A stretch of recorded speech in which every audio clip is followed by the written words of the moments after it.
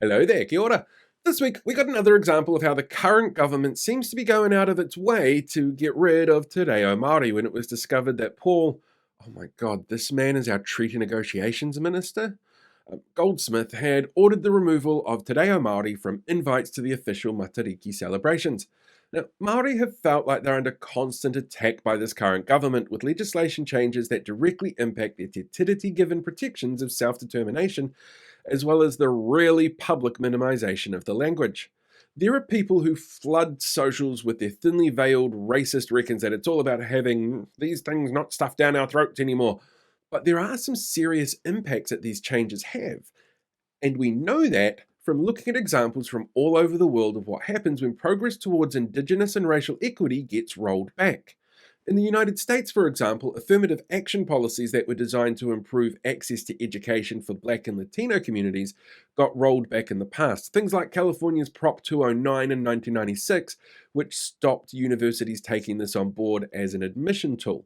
As a result, California saw a massive drop in Black and Latino student enrollments. The University of California says it saw a 3% decrease in early career minority enrollments, which equates to thousands of students. And that saw applicant salary earning ability completely plummet. It found that this one decision had a disproportionate exacerbation effect on socioeconomic outcomes, widening the inequitable outcomes that policy had initially strived to close.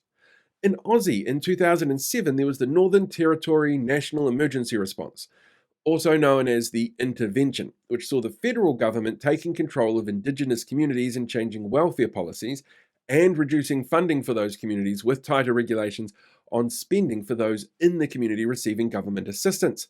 This not only fueled distrust of the government from Indigenous communities, but a 2017 study from Darwin's Menzies School of Health Research in Sydney University found the most impacted here were kids, where school attendance levels completely plummeted and birth rates of newborns dropped. In Canada, there's been numerous attempts from governments to reinterpret Indigenous treaties, often around the use of land and natural resource rights. This has led to a lot of court cases, but also seen as a significant undermining of trust and a driver for tension between successive governments and those impacted communities. It exacerbates socioeconomic disparities and slows efforts for reconciliation. And here, in the early 90s, the national government stripped funding for language and cultural programs and reduced the scope of the Waitangi Tribunal. Those policies actually allowed for the formation of Māori health authorities, but the introduction of user pay models in the health system, social welfare policies of the time, and neoliberal economic policies which saw organisations like unions severely weakened, meant inequities in health outcomes between Māori and non-Māori were exacerbated. The research is really clear. When any government does what our government is currently doing, the outcomes are never what they promise, everyone being equal. It shows these actions polarize public opinion. It sees an increase in the visibility of racism and discrimination. It empowers racists by emboldening their actions. It galvanizes people. It erodes trust in the government.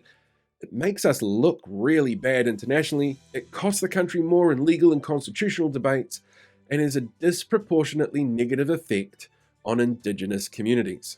So when people try and justify Goldsmith removing just a few words in Te Reo Maori from an invite, well, remember, it's actually part of a bigger picture that all seems to lead to outcomes which harm Maori, and therefore harm all of us.